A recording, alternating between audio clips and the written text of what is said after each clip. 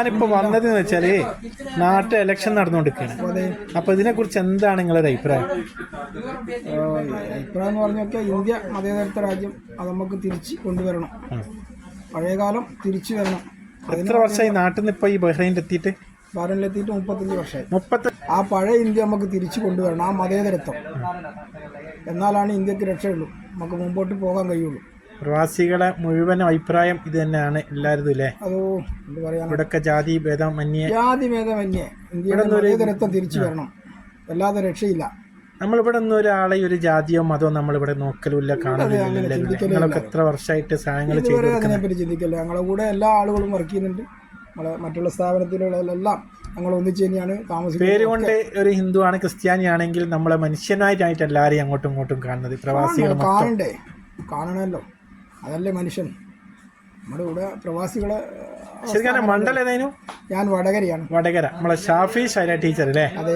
എന്താണ് അവിടുത്തെ trend? Trend എന്ന് പറഞ്ഞാൽ വടകര ഉണ്ടായതിനു ശേഷം ഇങ്ങനത്തെ ഒരു ട്രെൻഡ് ഉണ്ടായിട്ടില്ല.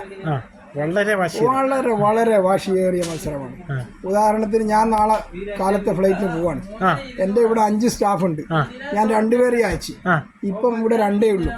അത്ര പോലും എന്റെ ബിസിനസ്സും കാര്യങ്ങളൊന്നും അല്ല ഞാൻ നോക്കുന്നത്. ഇന്ത്യൻ മതേതരത്വം, ഒരു വോട്ടെങ്കിലും എന്നാ കഴിയെങ്കിലും അത് ചെയ്യണം. കാരണം ഇനിയൊരു വർഷം നമുക്ക് ഇനി അടുത്തൊരു 5 വർഷം കഴിഞ്ഞിട്ട് ഒരു വോട്ട് ചെയ്യാൻ കഴിയുമെന്ന് പറയാൻ കഴിയില്ല. നാളെ വോട്ട് ചെയ്യാൻ വേണ്ടി പോവാ. നാളെ വോട്ട് ചെയ്യാൻ പോവാണ്. മറ്റുള്ള രണ്ടാളെയും പറഞ്ഞു. ഒന്ന് ഇന്നലെ പോയി, മറ്റവര് ഒരു ആഴ്ച മുമ്പ് പോയി.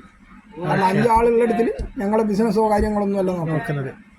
ഇന്ത്യൻ മതേതരത്വം തിരിച്ചു കൊണ്ടുവരണം, അതിനുവേണ്ടി പോവുകയാണ്. അപ്പോൾ അവിടെ ആർക്കൊരു മുൻതൂക്കം? വടകര ഷാഫി പറമ്പിലാണ്. ഷാഫി എന്ന് പറഞ്ഞാൽ ഹൃദയത്തിലേക്ക്, മനുഷ്യന്റെ ഹൃദയത്തിലേക്ക് കടന്നു കഴിഞ്ഞു.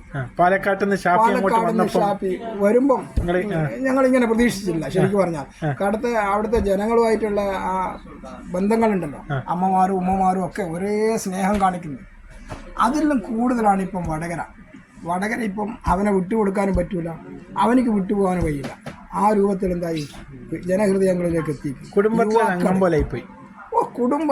തന്നെയല്ലേ, ഒരു അനുജനല്ലേ ഇപ്പൊ ഷാഫിനെ ജയിച്ചിട്ട് ബഹ്റൈനിലേക്ക് കൊണ്ടുവരില്ലേ? പറയാനാ, സ്വീകരണം കൊടുക്കൂലോ. ഏതായാലും അങ്ങോട്ട് വരിക. ഓക്കെ ബഷീർക്ക, അപ്പൊ വീണ്ടും കാണാം. അപ്പൊ നാളെ വോട്ട് ചെയ്ത് വരിക. ഷാഫിനെ ജയിപ്പിച്ചേ വരൂ. ഇൻഷാ അല്ലാഹ്.